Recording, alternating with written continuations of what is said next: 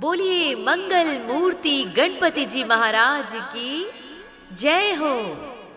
प्यारे भक्तों, ये गणेश गायत्री मंत्र है जो हम आपके लिए लेकर आए हैं, जो उच्च शिक्षा, बुद्धि और हमारे अंदर के विवेक को सदैव बढ़ाता है। ये विद्यार्थियों के लिए अत्यंत ही चमत्कारिक और लाभकारी माना गया है। तो आप भी किसी भी परीक्षा में बैठने से पहले या इंटरव्यू में जाने से पहले इसे कम से कम 11 बार, 21 बार या 108 बार अवश्य जपें। इस मंत्र के द्वारा हम एक दंत भगवान का आवाहन करते हैं। हे घुमावदार सूंड वाले गणपति जी महाराज, हम आपका ध्यान करते हैं। वे हमें दंती प्रदान करें, हमें पढ़ने लिखने की और जीवन में उच्च शिखर पहुंचने की प्रेरणा प्रदान करें। ओम एकदंताय विद्महे वक्रतुंडाय धीमहि तन्नो दन्ति प्रचोदयात्। ओम एकदंताय विद्महे वक्रतुंडाय धीमहि तन्नो दन्ति प्रचोदयात्। ओम एकदंताय विद्महे वक्रतुंडाय धीमहि तन्नो दन्ति प्रचोदयात्। ओम एकदंताय विद्महे वक्रतुंडाय धीमहि तन्नो दन्ति प्रचोदयात्। ओम एकदंताय विद्महे वक्रतुंडाय धीमहि तन्नो दन्ति प्रचोदयात्। ओम एकदंताय विद्महे वक्रतुंडाय धीमहि तन्नो दन्ति प्रचोदयात्। ओम एकदंताय विद्महे वक्रतुंडाय धीमहि तन्नो दन्ति प्रचोदयात्। ओम एकदंताय विद्महे वक्रतुंडाय धीमहि तन्नो दन्ति प्रचोदयात्। ओम एकदंताय विद्महे वक्रतुंडाय धीमहि तन्नो दन्ति प्रचोदयात्।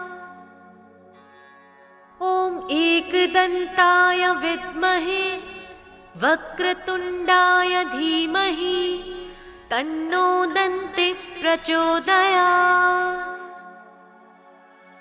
ओम एकदंताय विद्महे वक्रतुंडाय धीमहि तन्नो दन्ति प्रचोदयात्।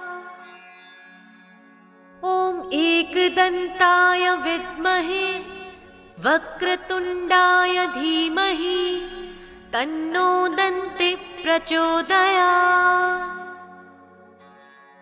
ओम एकदंताय विद्महे वक्रतुंडाय धीमहि तन्नो दन्ति प्रचोदयात्। ओम एकदंताय विद्महे वक्रतुंडाय धीमहि तन्नो दन्ति प्रचोदयात्। ओम एकदंताय विद्महे वक्रतुंडाय धीमहि तन्नो दन्ति प्रचोदयात्। ओम एकदंताय विद्महे वक्रतुंडाय धीमहि तन्नो दन्ति प्रचोदयात्। ओम एकदंताय विद्महे वक्रतुंडाय धीमहि तन्नो दन्ति प्रचोदयात्। ओम एकदंताय विद्महे वक्रतुण्डाय धीमहि तन्नो दन्ति प्रचोदयात्। ॐ एकदन्ताय विद्महे वक्रतुण्डाय धीमहि तन्नो दन्ति प्रचोदयात्। ॐ एकदन्ताय विद्महे वक्रतुण्डाय धीमहि तन्नो दन्ति प्रचोदयात्। ॐ एकदन्ताय विद्महे वक्रतुण्डाय धीमहि तन्नो दन्ति प्रचोदयात्। ॐ एकदन्ताय विद्महे वक्रतुण्डाय धीमहि तन्नो दन्ति प्रचोदयात्। ॐ एकदन्ताय विद्महे वक्रतुण्डाय धीमहि तन्नो दन्ति प्रचोदयात्। ॐ एकदन्ताय विद्महे वक्रतुण्डाय धीमहि तन्नो दन्ति प्रचोदयात्। ॐ एकदन्ताय विद्महे वक्रतुण्डाय धीमहि तन्नो दन्ति प्रचोदयात्। ॐ एकदन्ताय विद्महे वक्रतुण्डाय धीमहि तन्नो दन्ति प्रचोदयात्। ॐ एकदन्ताय विद्महे वक्रतुण्डाय धीमहि तन्नो दन्ति प्रचोदयात्। ॐ एकदन्ताय विद्महे वक्रतुण्डाय धीमहि तन्नो दन्ति प्रचोदयात्। ॐ एकदन्ताय विद्महे वक्रतुण्डाय धीमहि तन्नो दन्ति प्रचोदयात्। ॐ एकदन्ताय विद्महे वक्रतुण्डाय धीमहि तन्नो दन्ति प्रचोदयात्। ॐ एकदन्ताय विद्महे वक्रतुण्डाय धीमहि तन्नो दन्ति प्रचोदयात्।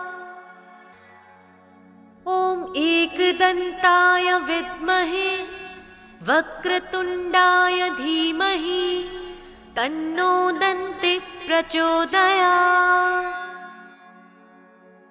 ॐ एकदन्ताय विद्महे वक्रतुण्डाय धीमहि तन्नो दन्ति प्रचोदयात्। ॐ एकदन्ताय विद्महे वक्रतुण्डाय धीमहि तन्नो दन्ति प्रचोदयात्।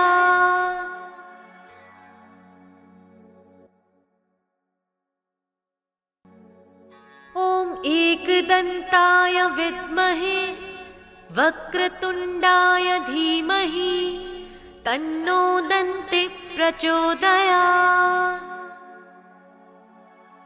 ॐ एकदन्ताय विद्महे वक्रतुण्डाय धीमहि तन्नो दन्ति प्रचोदयात्।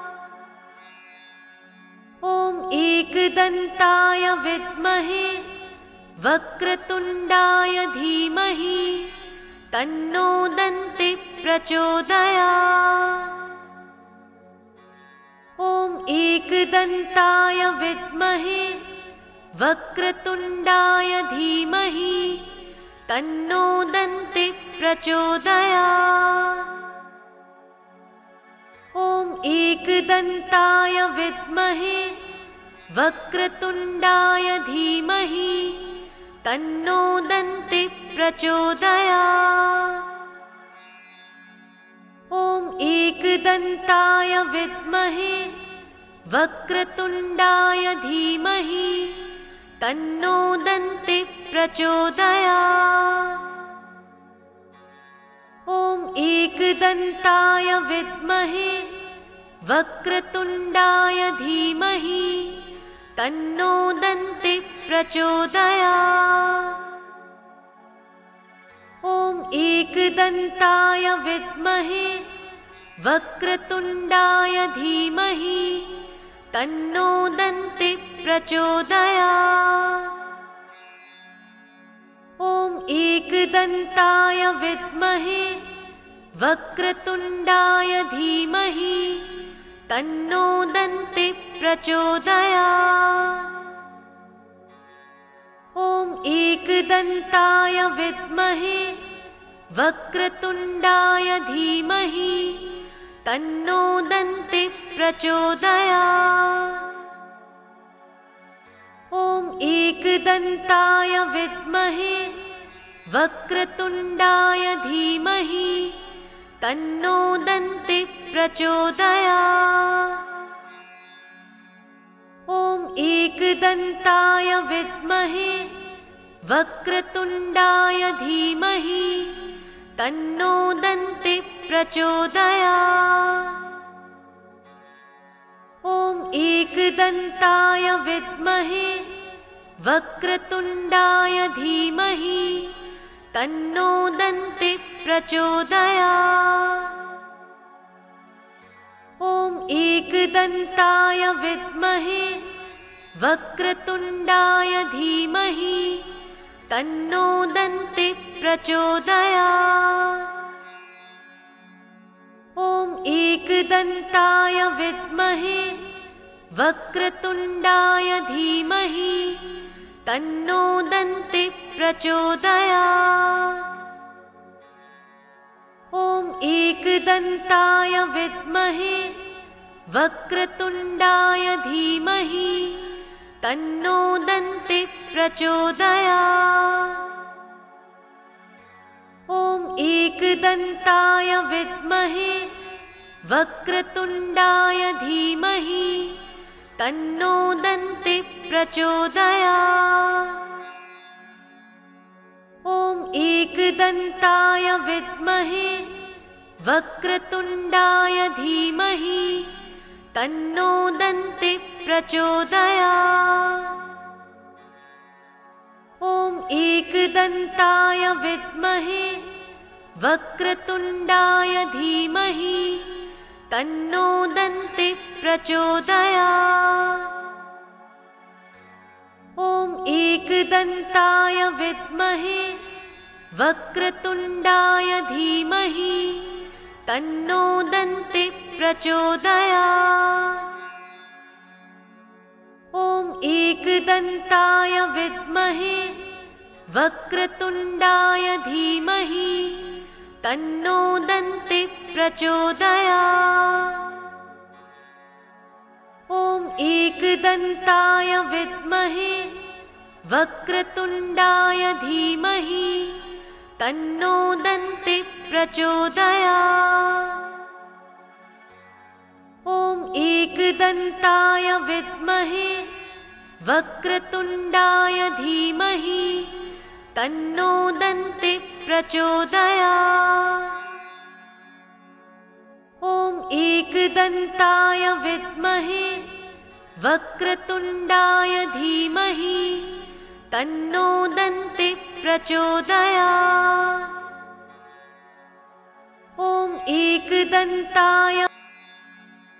ॐ एकदन्ताय विद्महे वक्रतुण्डाय धीमहि तन्नो दन्ति प्रचोदयात्। ॐ एकदन्ताय विद्महे वक्रतुण्डाय धीमहि तन्नो दन्ति प्रचोदयात्।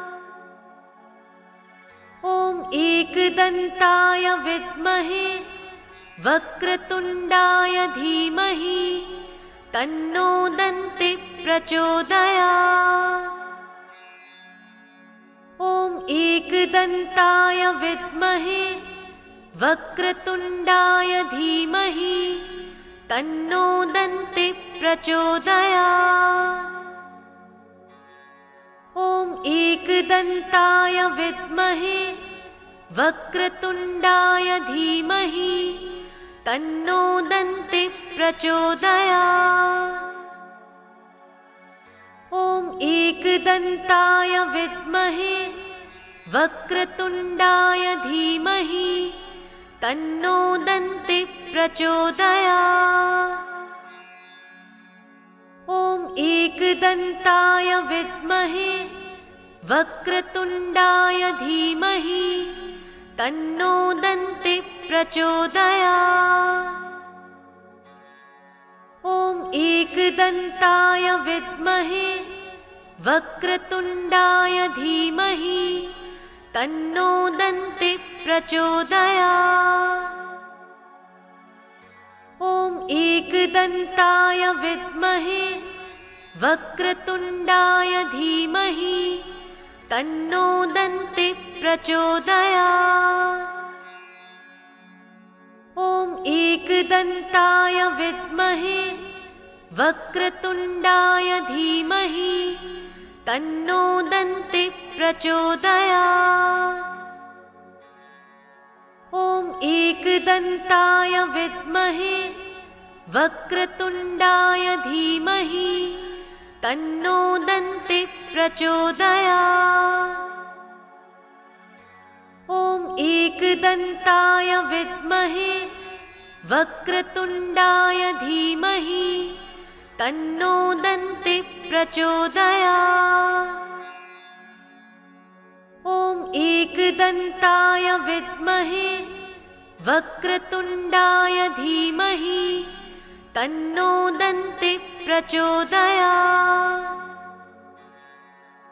ॐ एकदन्ताय विद्महे वक्रतुण्डाय धीमहि तन्नो दन्ति प्रचोदयात्।